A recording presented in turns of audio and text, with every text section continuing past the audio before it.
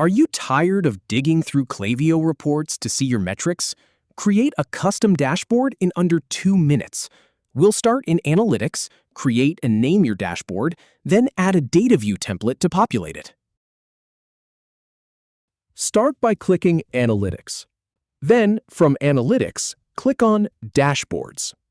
Now click the Create Dashboard button to start a brand new dashboard.